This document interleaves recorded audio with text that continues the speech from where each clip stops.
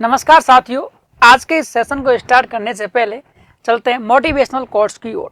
सफलता पाने के लिए हमें पहले यह विश्वास करना होगा कि हम यह कर सकते हैं, क्योंकि किसी भी कार्य को करने से पहले आपके अंदर उस कार्य को करने के लिए कॉन्फिडेंस होना चाहिए कि हाँ ये मैं कर सकता हूँ।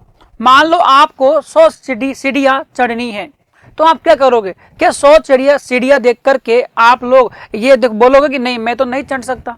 नहीं दोस्तों, यदि आपने ऐसा बोल दिया तो आप कभी भी उन सीढ़ियों को पार नहीं कर पाओगे और आप पहली सीढ़ी पर ही रह जाओगे। तो किसी भी लक्ष्य को प्राप्त करने के लिए पहले आपको ये दृढ़ निश्चय करना है कि नहीं मैं ये कार्य कर सकता हूँ, मैं अपने लक्ष्य को प्राप्त कर सकता हूँ। इसी लाइंस के साथ हम स्टार्ट करते हैं हमारे सेशन को। और आज के सेशन में हम डिस्कस करने वाले हैं दोस्तों एसिड बेस एंड पीएच, अम्ल क्षार और पीएच की आज हम चर्चा करने वाले हैं। और वास्तव में ये अम्ल क्षार पीएच क्या है, देखो हम लोग यहाँ 1 बाय 1 इन सभी के अंतर देखने वाले हैं कि अम्ल और क्षार में क्या अंतर है। फिर मैं यहाँ आपके सामने पीएच क्या है, पीएच के बारे में किसने बताया, पीएच स्केल क्या है, इनकी चर्चा करेंगे। तो देखिए दोस्तों, सबसे पहले अम्ल के बारे में बात करते हैं। तो एसिड बेस एंड पीएच जो है इसके अंदर देखिए, एसिड जो होते हैं, अम्ल जो होते हैं, इनके कुछ पॉइंट्स है, यहाँ से एग्जाम में क्वेश्चन आता है तो इन पॉइंट से बाहर नहीं आएगा, ठीक है। तो पहला क्वेश्चन, जो पहला अम्ल के अंदर जो आपको लाइन याद रखनी है, अम्ल जो होते हैं ये स्वाद में खट्टे होते हैं। अम्ल जो होते हैं यदि इनको आप टेस्ट करोगे, हालांकि बिना किसी एडवाइस के टेस्ट नहीं करना है, लेकिन मैं बोल रहा हूँ अम्ल जो होते हैं ये स्वाद में कैसे होते हैं? खट्टे होते हैं, ठीक है। तो स्वाद में कैसे होते हैं? खट्टे होते हैं। दूसरी बात, इन अम्लों के अंदर यदि बात करोगे तो जो सबसे इंपॉर्टेंट जो इनका कंपोनेंट है, जो इनका कंपलसरी जो अनिवार्य जो घटक होता है, उसका नाम होता है H, हाइड्रोजन आयन इसमें पाए जाते हैं, या हाइड्रोजन आप बोल सकते हो। सबसे कंपलसरी पेपर में आ सकता है कि बताइए अम्लों का अनिवार्य घटक क्या है, तो आपको आंसर करना है हाइड्रोजन होता है। अम्ल जो होते हैं ये नीले लिटमस को लाल कर देते हैं। लिटमस एक पेपर होता है, एक पेपर जैसे दिखाई देता है, जो कि इस काम में लिया जाता है कि किसी भी अम्ल और क्षार की पहचान करनी है, तो ये क्या होता है? रंग परिवर्तन कर देता है। तो लिटमस नीले पेपर को, नीले लिटमस को क्या कर देता है? लाल कर देता है। तो ध्यान रखना, अम्ल नीले को क्या कर देता है? लाल कर देता है। इसकी ट्रिक है, जैसे नाम बोल, जैसे आप तो इसको ऐसे भी याद कर सकते हो क्या कि भाई अम्ल आ रहा है, अम्ल, तो अम्ल क्या करता है? इस ले से ध्यान रखना, रेड लाल क्या कर देता है? ये लिटमस पेपर को क्या कर देगा? लाल कर देगा। अम्ल में ही छुपा हुआ है उसका नाम कि करता क्या है। अम्ल जो है ये लाल कर देता है, किसको? नीले लिटमस को लाल कर देता है। या फिर इसको आप ऐसे बोल सकते हो, इसकी एक ट्रिक और पढ़ाई जाती है, अनीला। एक तो ये ट्रिक है लाल कर देता है, दूसरी होती है अनीला, ए नील, ये अनिल आप इसकी याद कर सकते हो, अनिल। तो अम्ल में ऐसे तो बनाओगे अम्ल, ने से बनाओगे नीला, और क्या कर देता है? लाल। तो अम्ल, तो अनिल से याद रखना इसको, है ना, अनिल। तो नीला और कौन? ऐसे अम्ल। तो अम्ल नीले लिटमस पेपर को क्या कर देता है? नीला, जो ब्लू कलर का होता है इसको रेड कलर के अंदर चेंज कर देता है। तो अनिल के नाम से आप इस ट्रिक को याद कर सकते हो। तो मैं एक बार इसको लिख देता हूँ यहाँ, अनिल। देखो इसके सामने याद रखना ताकि गलती ना करो। तो ये जो है नीले लिटमस की इसकी ट्रिक है, ये कैसे याद रखोगे? ए नील, अनिल किसी आदमी का नाम है। यहाँ इस ए का मतलब तो क्या है? अम्ल। अम्ल जो होते हैं ये किसी नीले लिटमस को, और ले से याद रखोगे लाल। तो नीले लिटमस पेपर को क्या कर देते हैं? लाल कर देते हैं। अम्ल नीले लिटमस पेपर को क्या कर देते हैं स्टूडेंट्स? लाल कर देते हैं। आगे इनसे पूछ सकता है कि बताइए अम्ल जो होते हैं इनका पीएच वैल्यू कितना होता है। अब वास्तव में ये पीएच क्या है इसकी भी चर्चा करूंगा मैं आपके सामने, लेकिन अभी समझ लीजिए अम्ल का पीएच वैल्यू दोस्तों 0 से लेकर के और 6.9 तक होता है। 7 नहीं बोलेंगे डायरेक्टली, 7 उदासीन हो जाता है ना, तो 0.0 से 6.9 तक होता है। ये क्या होते हैं? अम्लीय मान होते हैं। पीएच वैल्यू होती है किसी अम्ल की, जैसे आपका हाइड्रोक्लोरिक अम्ल होता है, और हाइड्रोक्लोरिक अम्ल का पीएच मान कितना होता है? आपको पता है कि 1.5 से और 2 के बीच में होता है, तो 1.5 हम बोल देते हैं, प्रबल अम्ल होता है। अगला देखो, ये स्टेटमेंट आपको याद रखने, ये स्टेटमेंट पेपर में पूछे जाते हैं। 3 स्टेटमेंट मैं आपको समझाने वाला हूँ। एक तो था आरेनियस, क्या नाम था? आरेनियस था। आरेनियस के अनुसार अम्ल बे होते हैं, ऑरेनियस के अनुसार अम्ल बे होते हैं, जो किसी जलीय विलयन में H+ आयन देते हैं। क्या देते हैं? H+ आयन देते हैं। पहली बात, पेपर में ये लाइन पेपर में आती है कि अम्ल वे होते हैं जो जलीय विलयन में H+ आयन देते हैं, संबंधित है ऑरेनियस से, बेरिलॉस, ये जो आपका ब्रस्टेड लॉरी है इससे, या लुइस से। तो ध्यान रखना ये ऑरेनियस के अनुसार अम्ल वे होते हैं जो जलीय विलयन में क्या देते हैं, H+ आयन देते हैं। तो इनके लिए H+ आयन क्या AQ मतलब एक्वस सॉल्यूशन जलीय विलयन, या H3O+, इसको बोलते हैं हाइड्रोनियम आयन। क्या बोलते हैं इसको, हाइड्रोनियम आयन। आगे देखो दूसरा वैज्ञानिक या दूसरा साइंटिस्ट का नाम है ब्रस्टेड लॉरी। इन्होंने कहा कि अम्ल क्या होते हैं, अम्ल वे पदार्थ होते हैं जो प्रोटॉन त्यागते हैं। प्रोटॉन मतलब वही H+ आयन त्यागते हैं। तो पेपर में ये लाइन बोली जाएगी, ब्रस्टेड लॉरी के अनुसार होते हैं अम्ल जो प्रोटॉन त्यागते हैं, मतलब किसी भी विलयन के अंदर हाइड्रोजन आयन देगा। तीसरी बात, लुइस के अनुसार क्या है, लुइस ने कहा कि अम्ल जो होते हैं इसके अंदर अयुग्मित इलेक्ट्रॉन जो होते हैं नहीं पाए जाते हैं, लोन पेयर नहीं पाए जाते हैं। इन्होंने ये क्या कहा, लुइस के अनुसार जो लोन पेयर जो होते हैं ये नहीं पाए जाते हैं किसमें, इसमें अम्लों के अंदर। तो ये ध्यान रखने, क्योंकि पूरा का पूरा बंद बन जाता है, यहाँ कोई भी इलेक्ट्रॉन अकेला नहीं रहता है, अयुग्मित इलेक्ट्रॉन नहीं पाए जाते हैं। आगे बात करेंगे हम क्षार की दोस्तों। तो स्टूडेंट्स दोस्तों हम लोग यहाँ जो बेस है इसके बारे में डिस्कस करने वाले हैं कि क्षार क्या होते हैं। क्षार जैसे हम लोगों ने अम्लों में देखा था कि अम्ल स्वाद में कैसे होते हैं, खट्टे होते हैं, उसी प्रकार क्षार जो होते हैं स्वाद में कड़वे होते हैं। कैसे होते हैं, कड़वे होते हैं। ये बात आपको ध्यान रखनी है, ठीक है। दूसरी बात देखो, स्वाद में कैसे होते हैं, कड़वे होते हैं। इनका जैसे उनका अनिवार्य जो घटक था, उस अनिवार्य घटक में हम लोगों ने बात की कि वहाँ हाइड्रोजन काम आ रहा था, लेकिन जो क्षार होते हैं इनमें होता है हाइड्रोक्सिल, OH आयन होता है, इसको बोलते हैं हाइड्रोक्सिल। क्या बोलते हैं, इसको बोला जाता है हाइड्रोक्सिल। ये लाल लिटमस को नीला कर देते हैं, और वहां हम लोगों ने बोला था कि वो नीले को लाल कर रहे थे। इनका pH जो होता है ये 7.1 से लेकर के 14 तक होता है। हम 7 नहीं बोलेंगे क्योंकि 7 उदासीन होता है, लेकिन उदासीन के बाद 7.1 से ये स्टार्ट होते हैं और कहाँ तक जाते हैं, 14 तक जाते हैं। दोस्तों मैं आपको pH स्केल समझाऊंगा, तब आपको ये और क्लियर हो जाएगा कि कैसे अम्लित अम्ल का pH ये कम आ रहा है, क्षार का pH ज़्यादा आ रहा है। अगली बात, क्षार क्या है, क्षार जो जलीय विलयन में OH- आयन देते हैं। इसका मतलब क्या हुआ, यदि OH- आयन क्षार दे रहा है तो ये आपको याद रखना है कि क्षार वे होते हैं जो जलीय विलयन में OH- आयन देते हैं। ये बात आपको याद रखनी है।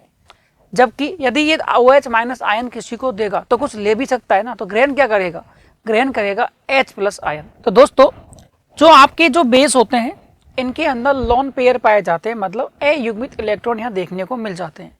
तो ये बात आपको याद रखनी है कि अम्ल क्या है, क्षार क्या है, इन पॉइंटों से बाहर एग्जाम में नहीं आएगा, ये गारंटी है, ठीक है। आगे चलते हैं। अब देखिए, अब हम लोग यहाँ अम्ल, क्षार और जो pH है इनसे संबंधित जो महत्वपूर्ण जो बिंदु है इनकी मैं आपके सामने चर्चा करने वाला हूँ। पेपर में आपसे पूछेगा कि सबसे प्रबल अम्ल क्या होते हैं। तो प्रबल अम्ल का मतलब है कि उनकी जो प्रबलता है, मतलब उनका जो pH वैल्यू वो बहुत कम होना चाहिए।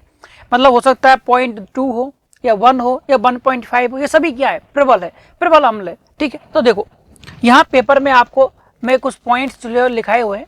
सबसे प्रबल अम्ल स्ट्रॉन्ग एसिड इनको बोला जाता है।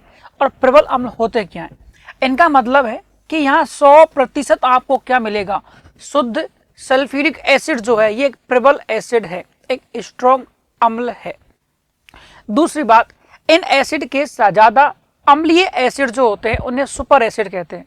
तो सबसे प्रबल अम्लों में यदि मैं बात करता हूं तो देखो नॉर्मली सल्फ्यूरिक एसिड होता है, HCl होता है। देखो यदि हम लोग बात करते हैं प्रबल अम्ल, स्ट्रॉन्ग एसिड की बात करें, प्रबल अम्ल की बात करें, तो इनका pH वैल्यू क्या होता है, बहुत कम होता है। इनका जो pH वैल्यू होगा ये क्या होगा, बहुत कम होगा। प्रबल अम्ल क्या होते हैं जिनका pH वैल्यू क्या होता है, बहुत कम होता है, ठीक है। बहुत कम का मतलब 0.2, 0.1 या 1.2, 1.5, 2 से कम हो। जैसे सल्फ्यूरिक अम्ल, सल्फ्यूरिक एसिड H2SO4, ठीक है। जैसे देखो यदि मैं बात करूं प्रबल अम्लों में तो H2SO4 इसको बोलते हैं सल्फ्यूरिक एसिड, H2SO4 इसको बोला जाता है सल्फ्यूरिक एसिड, सल्फ्यूरिक अम्ल बोला जाता है। इनका pH जो मान होता है, ठीक है। तो एक तो ये नाम याद रखना है ना, ये प्रबल अम्लों में आता है। दूसरा एक होता है आपका हाइड्रोक्लोरिक एसिड, हाइड्रोक्लोरिक एसिड ये भी क्या है, एक अम्ल है। हाइड्रोक्लोरिक एसिड हाइड्रोक्लोरिक अम्ल है, ठीक है। ये भी प्रबल अम्लों की श्रेणी में आते हैं।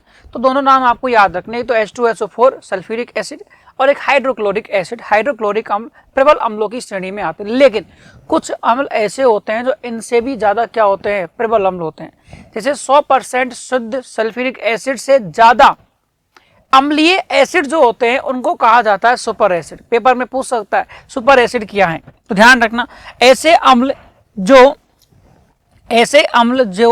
जिनकी अम्लीयता क्या होती है, सल्फ्यूरिक अम्ल से भी ज्यादा होती है, उनको बोला जाता है सुपर एसिड। तो पेपर में ये नाम आपको याद रखना है, सुपर एसिड क्या है। सुपर एसिड की अब एग्जांपल क्या क्या है, जैसे फ्लोरोसल्फ्यूरिक एसिड, HFSO3, ये क्या है, एक सुपर एसिड का उदाहरण है। मतलब इनके लिए अम्लीयता का मान सर्वाधिक होता है, मतलब H2SO4 से भी क्या होगा, ज्यादा होगा।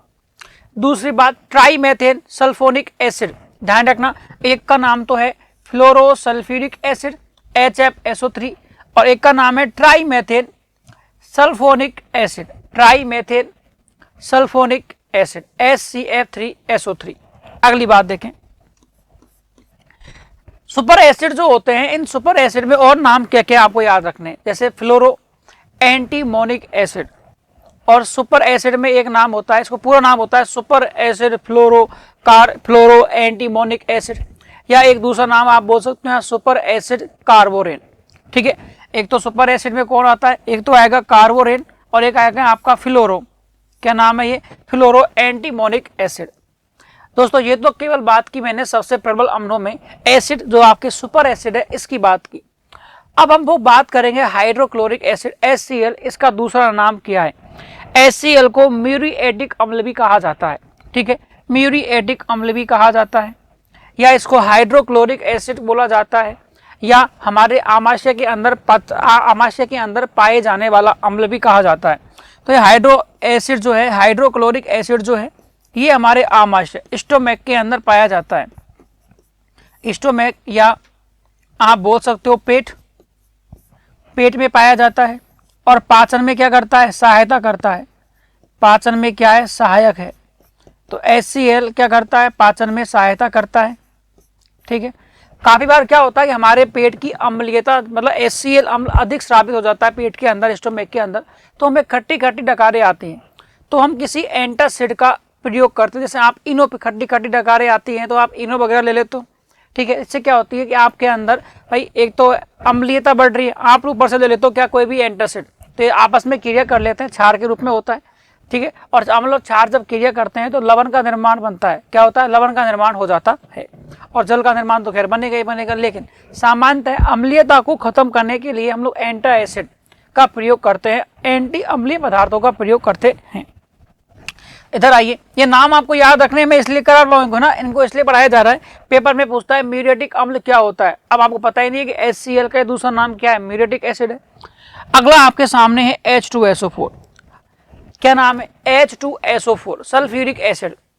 अब ये क्या है सर, पहली बात हम लोगों ने अभी देखा ऊपर सुपर एसिड के अंदर सल्फोनिक आ रहा था, तो कहीं ना कहीं इसका नाम होता है, एक तो होता है सल्फ्यूरिक एसिड, तो इसको बोलते हैं, क्या बोलते हैं, सल्फ्यूरिक अम्ल, तो इसको बोलते हैं, लेकिन सल्फर की मात्रा होने की वजह से इसके ऊपर नाम सल्फोनिक एसिड भी हम लोगों ने यूज किए हैं, जो सुपर एसिड के रूप में कार्य कर रहे थे। तो देखो H2SO4, इसको सल्फ्यूरिक अम्ल कहा जाता है।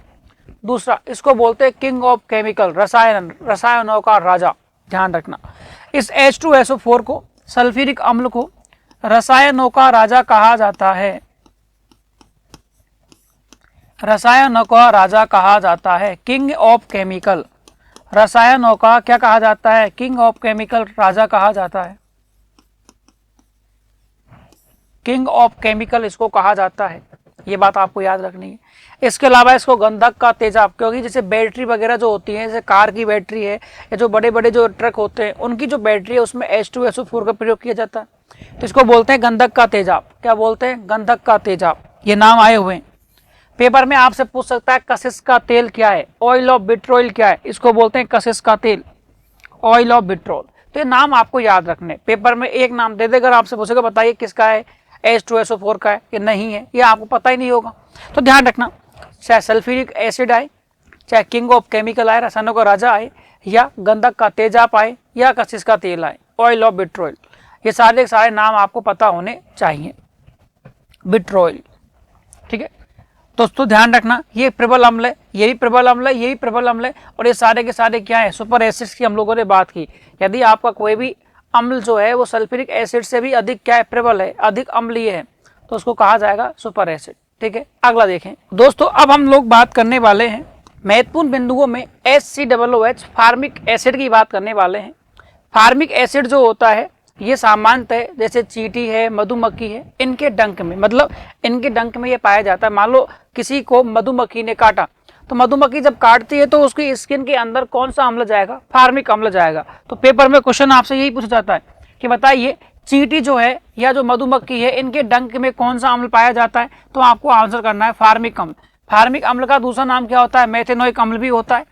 ये नेटल पादप की पत्तियों में भी पाया जाता है। एक पादप होता है जिसको बोलते हैं नेटल पादप, जिसकी पत्तियों पे छोटे छोटे क्या होते हैं, कांटे होते हैं। कांटा चुभने के बाद आपके स्किन में दर्द होता है, तो दर्द किसकी वजह से हुआ, इस अम्ल की वजह से दर्द होता है, ध्यान रखना। अगला है CH3COOH, जिसको बोलते हैं एसिटिक एसिड। क्या बोलते हैं, एसिटिक एसिड। इसको ध्यान रखना नाम को, एसिटिक एसिड बोला जाता है इसको। पेपर में आता है एसिटिक एसिड का प्रयोग कहाँ किया जाता है, अपन लोग जो अचार बनाते हैं ना, एसिटिक एसिड अचार बनाने में किया जाता है, जिसको हम सिरका बोलते हैं। क्या बोल देते हैं, सिरके में उपयोग किया जाता है एसिटिक एसिड को, सिरका में किया जाता है, या इसको दूसरा नाम होता है एथेनोइक एसिड। क्या बोलते हैं इसको, एथेनोइक एसिड बोला जाता है। अगला है नाइट्रिक अम्ल, HNO3। क्या है, HNO3, इसको नाइट्रिक एसिड या नाइट्रिक अम्ल बोला जाता है।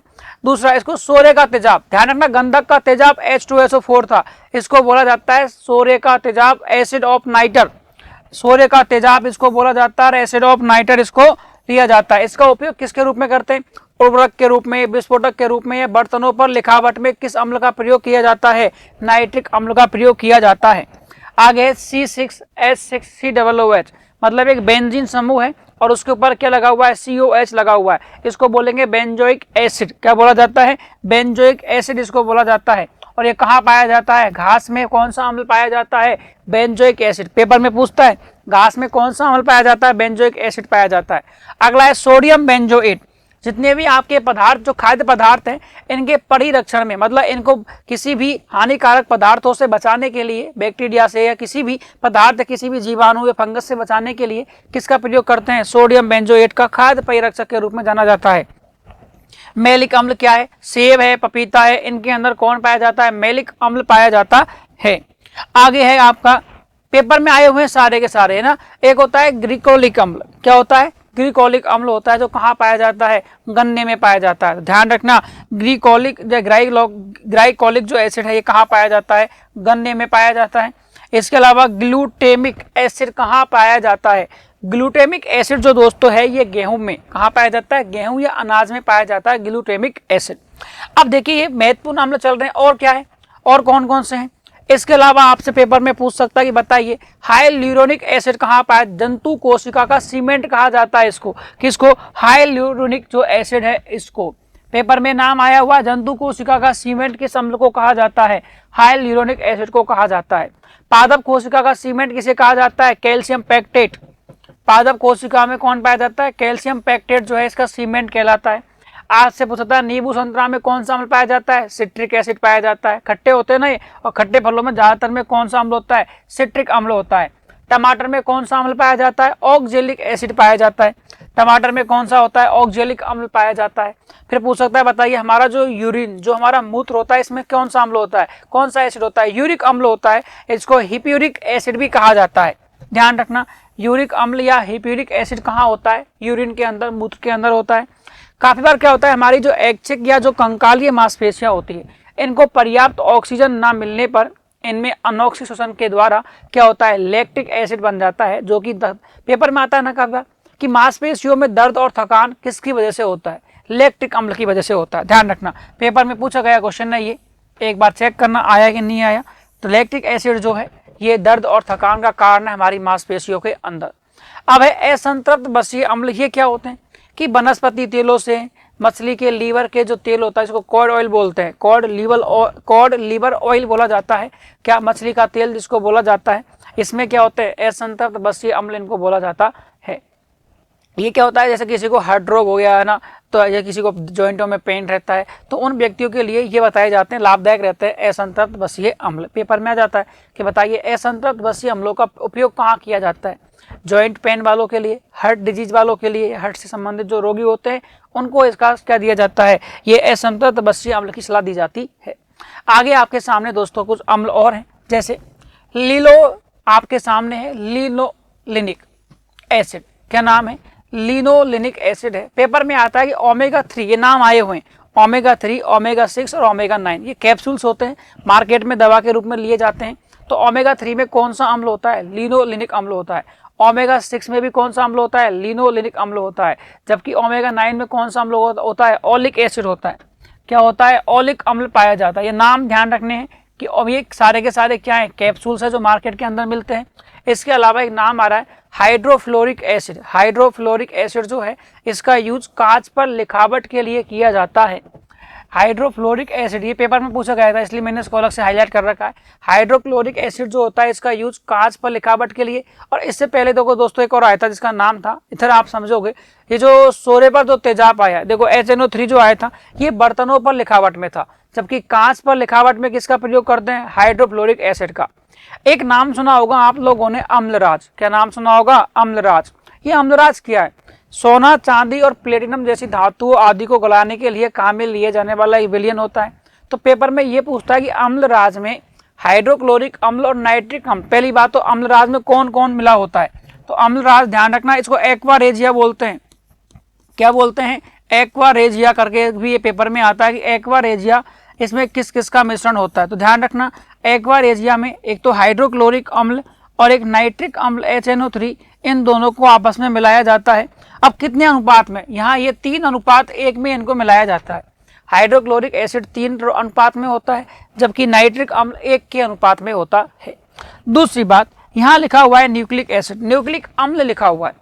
न्यूक्लिक अम्ल कहाँ पाए जाते हैं? आपने नाम सुना होगा डीऑक्सी राइबो न्यूक्लिक एसिड और राइबो न्यूक्लिक एसिड। मतलब DNA और RNA में कौन सा अम्ल होता है? न्यूक्लिक अम्ल होता है। टार्ट्रिक अम्ल कहाँ पाया जाता है? जितने भी खट्टे पदार्थ होते हैं, जैसे हम लोगों ने बोला सिट्रिक अम्ल, ऐसे ये कौन होता है? आपका टार्ट्रिक अम्ल, जिसको बोलते हैं इमली है, अंगूर है, इनमें पाया जाता है टार्टरिक एसिड। विटामिन सी की सर्वाधिक मात्रा किस में पाई जाती है? बारबाडोस चेरी होती है, इसके अंदर क्या पाई जाती है? बारबाडोस चेरी में विटामिन सी की सर्वाधिक मात्रा होती है। अब दोस्तों मैं यहाँ आपके सामने क्या डिस्कस करने वाला हूँ, महत्वपूर्ण जो पीएच जो वैल्यू है, पीएच जो स्केल है, उसकी चर्चा मैं आपके सामने करने वाला हूँ। तो देखिए एक बार, क्योंकि पेपर में आपके पीएच स्केल से क्वेश्चन बनते हैं, तो हम लोग यहाँ पीएच स्केल जो है इसको समझ लेते हैं एक बार। देखिए इस पीएच स्केल को मैं क्वेश्चंस के साथ, आप जो क्वेश्चंस होंगे इस चैप्टर के उससे संबंधित बातों के साथ इसको डिस्कस करेंगे, ताकि आपको वहाँ की ये समझ में आ जाए। अब हम लोगों का जो अम्ल और क्षार से संबंधित जो महत्वपूर्ण जो पॉइंट थे वो हम लोगों ने सारे पढ़ लिए। यहाँ अब एसएससी पैटर्न पर जो क्वेश्चंस आपके आधारित हैं उनको एक बार हम लोग देखते हैं। तो आइए स्टूडेंट्स क्वेश्चंस की ओर चलते हैं। तो देखो क्वेश्चंस में पहला नाम दिया हुआ है कि एसिटिक अम्ल का IUPAC नाम क्या है। देखो ये IUPAC जो है ये हाइड्रोकार्बन जब पढ़ाए जाते हैं तो वहाँ आपको समझाया जाता है कि international union of pure and applied chemistry, ये फुल फॉर्म होती है IUPAC की, अंतरराष्ट्रीय विशुद्ध और अनुपयुक्त रसायन संघ। इसके अनुसार क्या होता है, एसिटिक अम्ल जो होता है इसको क्या नाम देंगे? CH3COOH। ये क्या होता है? CH3COOH। कार्बन कितने आते हैं? 2। तो देखो यहाँ प्रोपेन है, प्रोपेन तो नहीं होगा, मैथ में तो एक कार्बन आता है, तो क्या नाम हो जाएगा? एथेनोइक। 3 कार्बन के लिए क्या यूज करते हैं? एथेनोइक प्रयोग किया जाएगा। तो एसिटिक अम्ल का जो राइट आंसर हो जाएगा एथेनोइक अम्ल कहा जाता है। अब दोस्तों अगले क्वेश्चन पर जाने से पहले मैं यहाँ एक बार आपके सामने जो पीएच जो होता है, पीएच स्केल जो है इसकी चर्चा करता हूँ। इसको डिटेल में आपको यहाँ समझा रहा हूँ मैं कि पीएच स्केल क्या है। पहली बात, पीएच स्केल के बारे में किसने बताया? पीएच स्केल की खोज किसने की? इसकी खोज की सोरेनसन नामक साइंटिस्ट ने 1909 में। तो ध्यान रखना पीएच स्केल की खोज, पहला पॉइंट जो आपको याद रखना है कि इसकी खोज किसने की? तो खोज की सोरेनसन ने। कब की दोस्तों? 1909 में की। पीएच स्केल की खोज सोरेनसन नामक साइंटिस्ट ने 1909 में की। दूसरी बात, ये जो सोरेनसन नामक जो साइंटिस्ट थे, यदि हम इनकी आगे चर्चा करते हैं कि जब पीएच की खोज की सोरेनसन ने, तो इसका मतलब पीएच स्केल है क्या? पीएच स्केल में पी का मतलब होता है पोटेंस, सुनते जाना, और एच का मतलब होता है हाइड्रोजन आयन। तो इस पीएच स्केल में पी जो है, इस पी का मतलब, पीएच स्केल में पी का मतलब क्या होता है? पोटेंस। P का मतलब क्या होता है? पोटेंज। और इस पोटेंज से क्या निकाला गया? पावर। पोटेंज को क्या बोला गया? पावर। पावर मतलब क्या होता है? शक्ति या सामर्थ्य। पोटेंज को क्या बोला गया? पावर या शक्ति बोला गया। दूसरी बात, तो ये पीएच स्केल करता क्या है? ये पीएच स्केल हाइड्रोजन आयन की सांद्रता के बारे में बताता है। तो पीएच स्केल वास्तव में करता क्या है? तो पीएच स्केल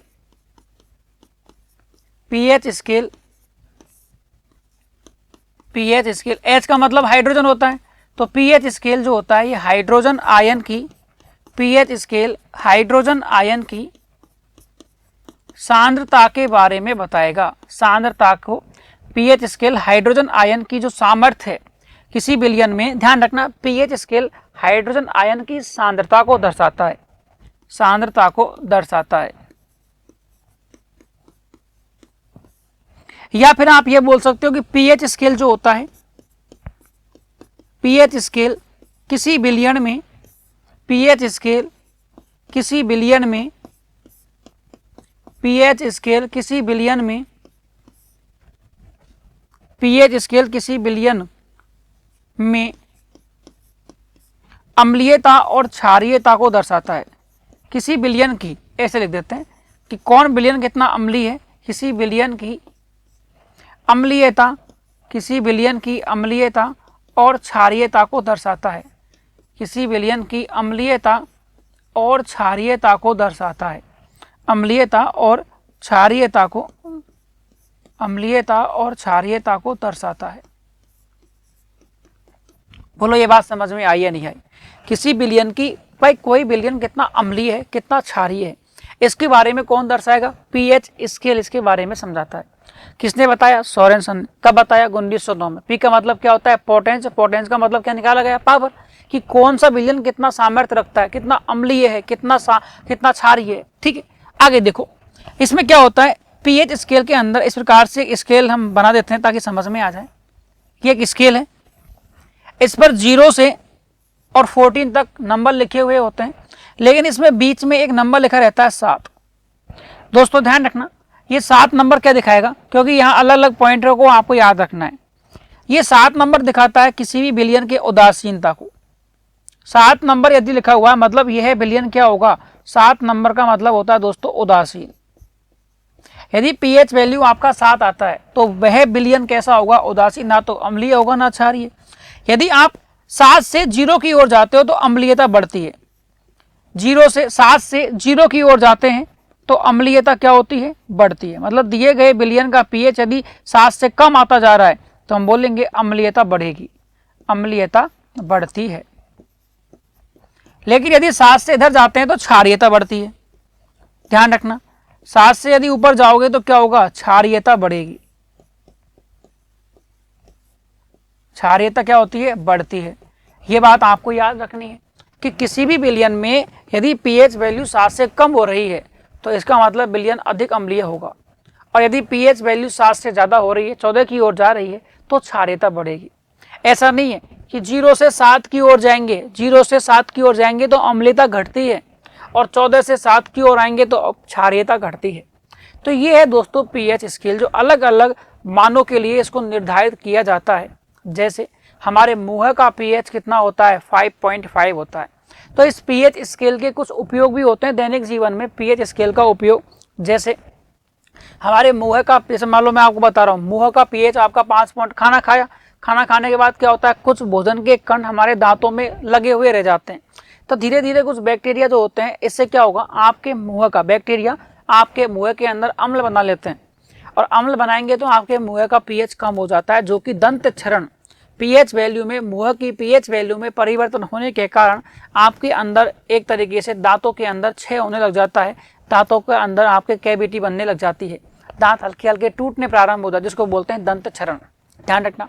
दूसरी बात, यदि अम्लीयता के मान में परिवर्तन होता है तो जो किसान का जो खेत होता है उसकी मिट्टी की अम्लीयता में यदि परिवर्तन हुआ तो पौधों की जो वृद्धि है ये रुक जाती है। इसलिए रसायनों का क्या किया जाता है? छिड़काव किया जाता है, और रसायनों का छिड़काव करने से जो उस मिट्टी की जो अम्लीयता है वो बनी रहती है। इसके अलावा और क्या, जैसे जो जलीय जीव जिस पानी के अंदर रहते हैं तो उसका भी एक निश्चित सीमा होती है उसकी पीएच की। यदि उसके अंदर जब बारिश के बाद जब गंदा पानी या इधर उधर का पानी जब उसके अंदर मिलता है नदियों के तालाबों के अंदर, तो अम्लीयता में परिवर्तन आते हैं। यदि अम्लीयता का मान ज़्यादा परिवर्तित हो गया तो जीव जंतु जो पानी के अंदर रहते हैं, जो मछलियां, आपने देखा होगा काफ़ी बार मछलियां मर जाती है। क्यों? क्योंकि कहीं ना कहीं पानी के पीएच वैल्यू के मान में क्या हुआ, परिवर्तन हुआ। तो ये क्या है, ये दैनिक जीवन में पीएच के उपयोगी तो हैं, तो ये आपको याद रखने। क्या क्या बोले, दंत क्षरण में मिट्टी से संबंधित बोला, एक जलीय जीव जहां रहते हैं उससे संबंधित हम लोगों ने बात की। अब आते हैं हम लोग क्वेश्चन नंबर 2 की ओर। लिटमस विलयन जब न तो अम्लीय होता है न क्षारीय होता है, तब यह किस रंग का होता है? तो यहाँ ऑप्शन दे रखे हैं आपके सामने। लाल, देखो नॉर्मली लिटमस होता क्या है, लिटमस पेपर है जो हमें अम्ल और क्षार के बारे में किसी विलयन की, देखो लिटमस पेपर जो होता है, ये लिटमस पेपर जो होता है ये करता क्या है, लिटमस पेपर किसी विलयन के बारे में बताता है। कोई भी सॉल्यूशन जो आपको दिया गया है उसके बारे में बताएगा कि ये सॉल्यूशन एसिडिक है या एल्कलाइन है, अम्लीय है या क्षारीय है, अम्लीय है या क्षारीय है। यदि आपका लिटमस पेपर का कलर क्या हो गया, नीले से लाल हो जाता है, तो आप बोलोगे दिया गया सॉल्यूशन कैसा है, अम्लीय है। और यदि आपका दिया गया सॉल्यूशन का रंग, यदि लिटमस का रंग कैसा हो जाता है, आप बोलोगे यदि इसका रंग कैसा हो गया, लाल कलर से नीले कलर में आ गया, तो हम इसको बोलेंगे दिया गया विलयन क्षारीय है। लेकिन यहाँ तो बोला ना तो अम्लीय है ना क्षारीय है, तो बताइए कौन सा विलयन, लिटमस जो होगा या सॉरी देखो बोला कि लिटमस विलयन ना तो अम्लीय है ना क्षारीय है, तो ये किस रंग का होता है, आपसे कलर पूछा है कि किस रंग का होता है। देखो जब ये ना तो अम्लीय है तो ना तो लाल होगा ना नीला होगा, तो किस रंग का होगा, ये आपसे पूछा गया। तो दोस्तों देखिए ये हम लोगों ने लिटमस पेपर के बारे में जाना। अब क्वेश्चन जो है ना तो अम्लीय विलयन है ना क्षारीय, तो क्या बोलेंगे, तो लिटमस जो लिटमस विलयन जो है ये कैसा हो जाएगा, बैंगनी हो जाएगा। क्या बोलेंगे इसको, बैंगनी कलर। तो ये राइट आंसर हो जाएगा बैंगनी। ध्यान रखना इस क्वेश्चन का, अच्छा क्वेश्चन नहीं है। अगले क्वेश्चन की ओर चलते हैं। निम्नलिखित अम्लों में से कौन प्रबल अम्ल है? यदि प्रबल अम्ल है तो उसकी अम्लीयता का मान ज्यादा होगा, पीएच का मान 7 से क्या होगा, बहुत ज्यादा कम होगा। तो देखो लैक्टिक अम्ल है, एस्कॉर्बिक अम्ल है, देखो सल्फ्यूरिक अम्ल जो होता है सबसे प्रबल होता है। ध्यान रखना इन सभी अम्लों में सर्वाधिक अम्लीय कौन होता है, सल्फ्यूरिक एसिड, सल्फ्यूरिक अम्ल होता है। क्वेश्चन नंबर 4, ऐसे पदार्थ जिनकी गंध अम्लीय है, देखो ये भी अच्छा क्वेश्चन है, जिनकी गंध अम्लीय या क्षारकीय माध्यम में बदल जाती है इन्हें कहते हैं। देखो गंध यदि बदल रही है तो क्या होगा, सूचक तो है ही। सूचक क्या होते हैं, जो किसी बारे में, रंग के बारे में, गंध के बारे में सूचना देते, तो क्या हो जाएगा, गंधीय सूचक हो जाएगा। ठीक है, अगला क्वेश्चन देखिए। क्वेश्चन नंबर 5 आपके सामने है कि हाइड्रोजन युक्त सभी यौगिक होते हैं। दोस्तों एक बात बताओ, हाइड्रोजन कहाँ आ रहा था, हाइड्रोजन जो था हमारा अम्लों के अंदर मेन था हाइड्रोजन। तो ज्यादातर जो यौगिक हो गए जहाँ हाइड्रोजन आएगा वो क्या होगा, जैसे हम लोगों ने देखा HCOOH, CH3COOH है ना, H2SO4, HCl, तो सब में हाइड्रोजन आ रहा था। इसका मतलब ये क्या है, ज्यादातर जो होते हैं ना, सभी जो यौगिक होते हैं सामान्यतः वो अम्लीय रूप में होते हैं। ठीक है, क्या बोलेंगे, यहाँ अम्लीय बोलेंगे। तो दोस्तों ये हुआ आज का सेशन क्वेश्चंस के साथ। चलते हैं मिलते हैं नेक्स्ट सेशन में, तब तक के लिए थैंक यू।